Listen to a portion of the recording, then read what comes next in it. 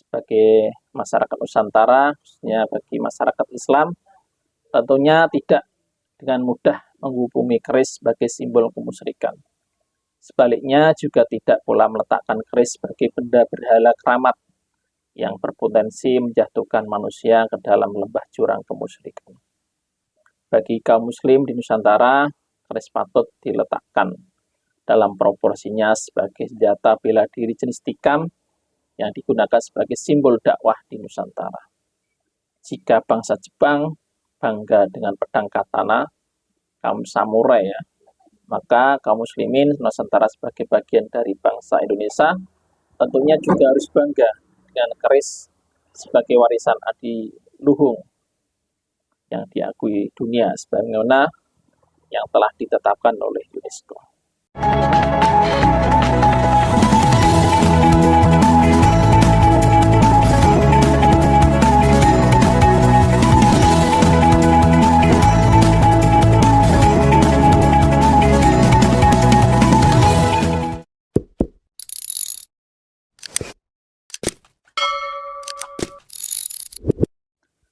Assalamualaikum warahmatullahi wabarakatuh.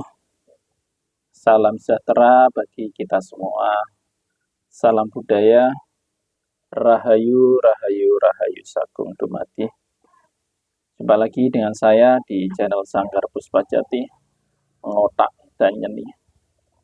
Nguri-nguri budaya literasi, tausan aji, seni dan tradisi. Apa kabar dulur-dulurku semua? Ini masih suasana Lebaran Idul Adha ya.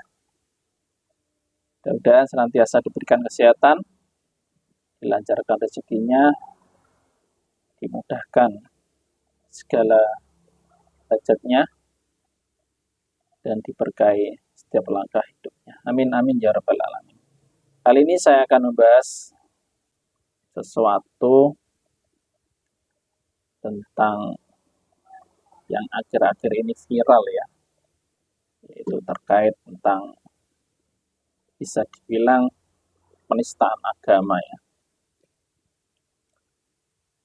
Bagaimana yang telah kita lihat bersama di dalam promosi wisata,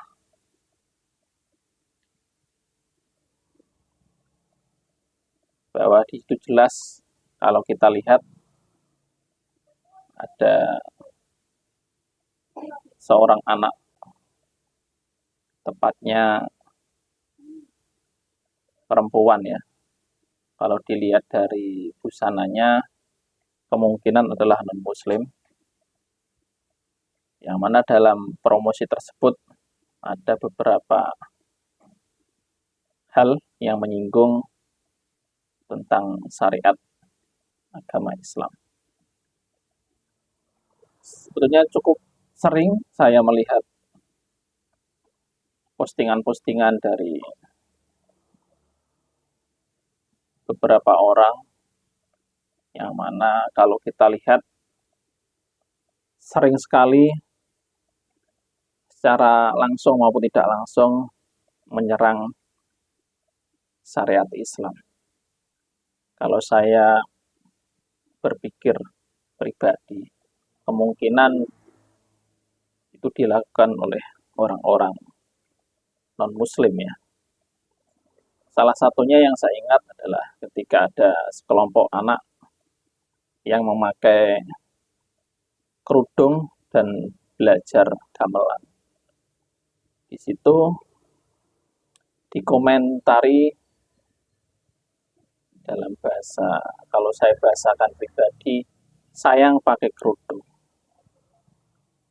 Nah, dari sini kita dapat menyimpulkan bahwa banyak sekali orang-orang di luar sana yang memandang syariat Islam itu menghalangi seseorang untuk berbudaya, untuk nguri-nguri kebudayaan. Padahal seharusnya budaya dan syariat atau ajaran agama itu seharusnya tidak berbenturan. Kalaupun berbenturan, maka yang menjadi pegangan bagi pemeluk ajaran agama tertentu itu harus syariat agamanya. Seperti itu ya. Jadi tidak harus kita itu sebagai orang yang ikut serta ngurik-ngurik budaya harus mengikuti misalkan kebaya pakai konde, harus mata-mata seperti itu, tidak ya. Kita yang menggunakan pakaian apa saja, kalaupun itu dengan niatan kita ikut ngurik-ngurik kebudayaan, ya jangan disalahkan juga. Jadi tidak serta-merta kita itu ngurik-ngurik budaya harus memakai pakaian adat dan lain sebagainya, seperti itu ya. Sangat disayangkan, mudah-mudahan kedepannya tidak terjadi hal-hal seperti itu ya. Oke, kali ini saya akan mencoba untuk membahas tentang keris dalam perspektif budaya dan agama, khususnya agama Islam ya. Kita ketahui bersama keris sudah ada sebelum penyebaran Islam di Nusantara ini. Dan banyak ditemukan, salah satunya ada di relief Candi Borobudur, yaitu sekitar abad ke-9 Masehi ya. Sebagai senjata tikam khas Nusantara, keris digunakan oleh masyarakat di berbagai wilayah seperti di Jawa, Sumatera, Siam, Sulu, Maluku, hingga sampai ke Nusa Tenggara. Pembuatan keris melalui teknik tempa logam dan penyebarannya didasarkan pada hubungan diplomatik antara kerajaan dan kesultanan di Kepulauan Nusantara ini.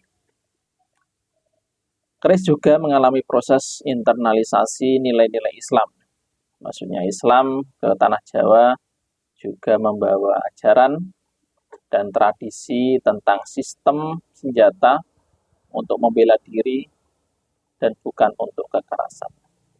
Ketika masyarakat Islam Jawa menerapkan penggunaan senjata sebagaimana yang disunahkan oleh Nabi Muhammad SAW, tentunya tidak dengan pedang, melainkan menyesuaikan dengan lokalitas budaya setempat, yaitu semacam atau seperti keris itu ya. Sejak masa penyebaran Islam melalui dakwah Wali Songo di tanah Jawa ini, keris menjadi salah satu simbol penyebaran dakwah di Nusantara. Hal ini perlu diperhatikan bahwa keris seyogianya tidak dipahami sebagai benda mistis, sehingga menimbulkan konotasi negatif terhadapnya. Kepemilikan dan penggunaan senjata berupa pedang, panah, ataupun tombak juga dikenal dalam peradaban Islam. Berdasarkan catatan sejarah, Nabi Muhammad SAW sendiri memiliki 9 buah pedang yang beliau sayangi dan beliau beri nama sendiri ya, yaitu salah satu pedangnya yang beliau beri nama Zulfikar. Kelak pedang ini diserahkan kepada menantunya yang juga sahabatnya, yaitu Sayyidina Ali bin Abi Thalib radhiyallahu anhu. Ada lagi pedang yang diberi nama Al-Batar. Ada juga pedang Qul'i. Ini pedang hasil rampasan dari Bani Koinuko. Dan juga pedang Al-Qadib.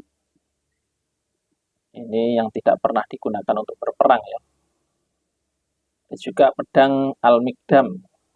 Ini diserahkan juga kepada Sayyidina Ali bin Abi Thalib radhiyallahu anhu, yang kemudian oleh Sayyidina Ali diserahkan kepada keturunannya, yaitu Sayyidina Zainal Abidin.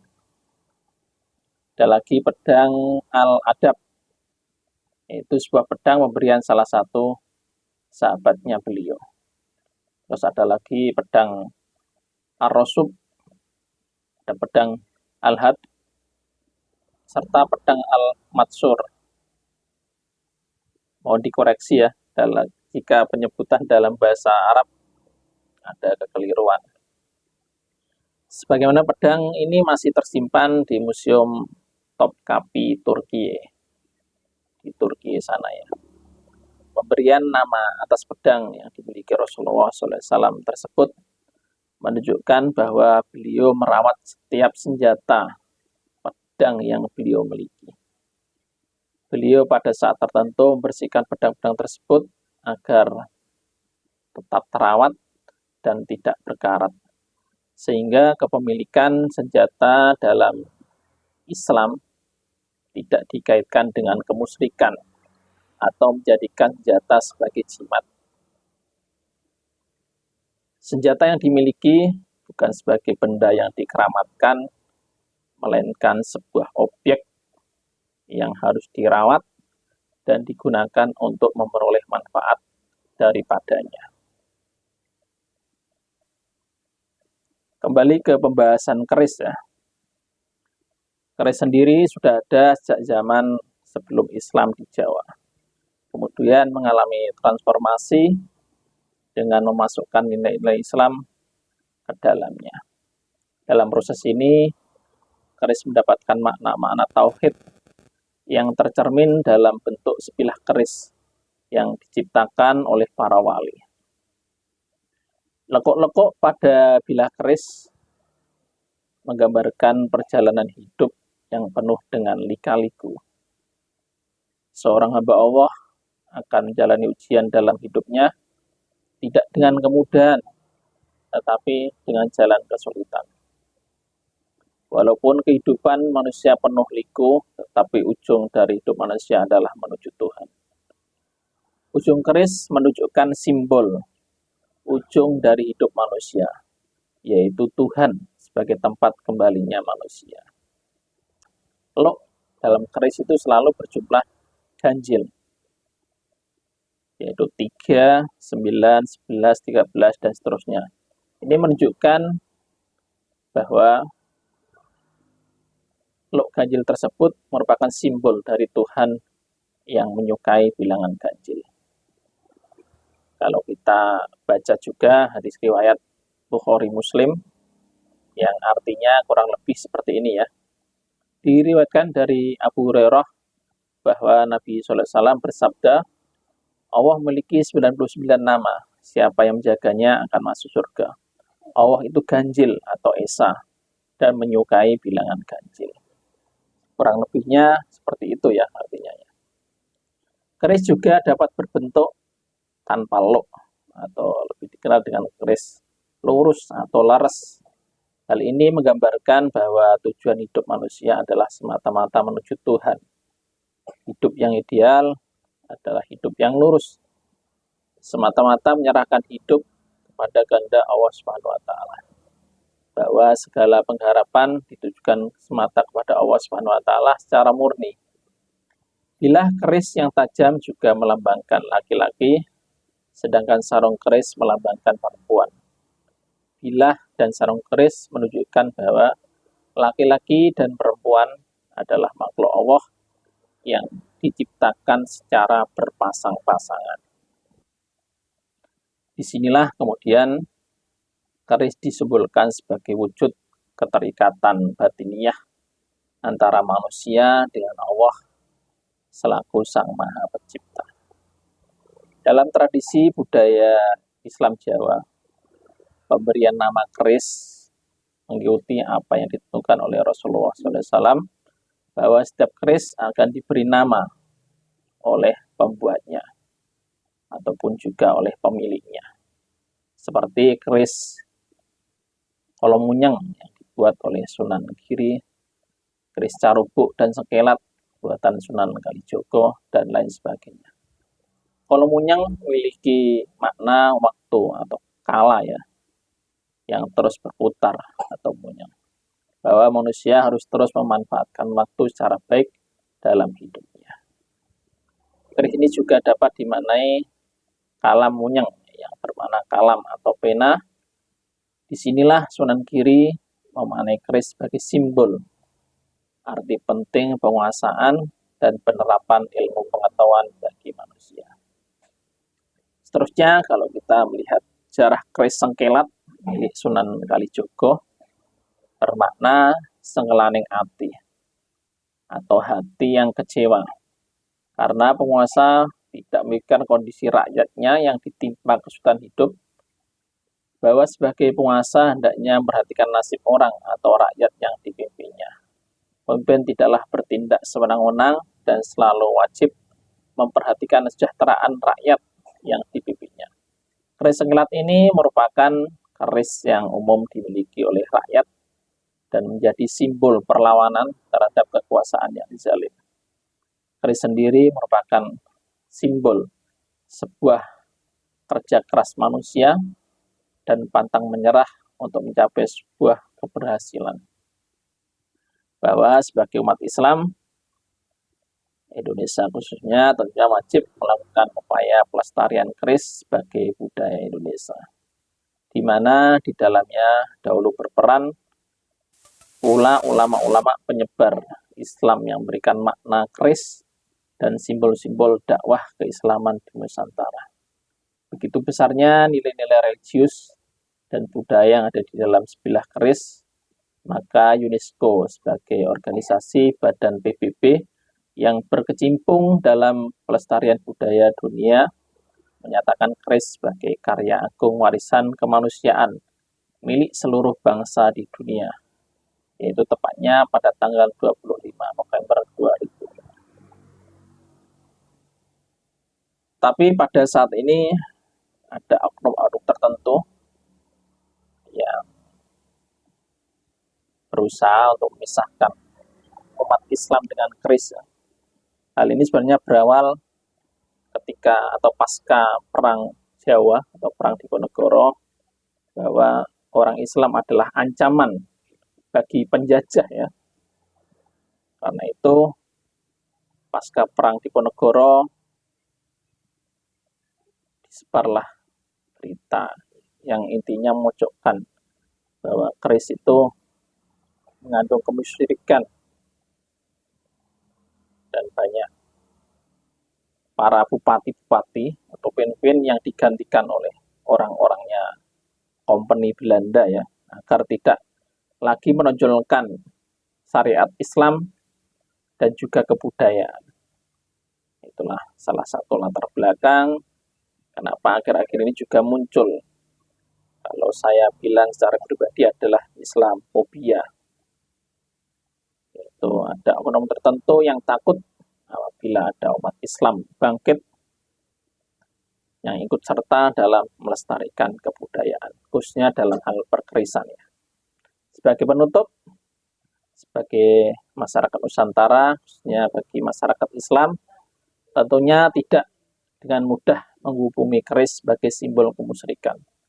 Sebaliknya juga tidak pula meletakkan keris sebagai benda berhala keramat yang berpotensi menjatuhkan manusia ke dalam lembah jurang kemusyrikan. Bagi kaum muslim di Nusantara, keris patut diletakkan dalam proporsinya sebagai senjata bela diri jenis tikam yang digunakan sebagai simbol dakwah di Nusantara.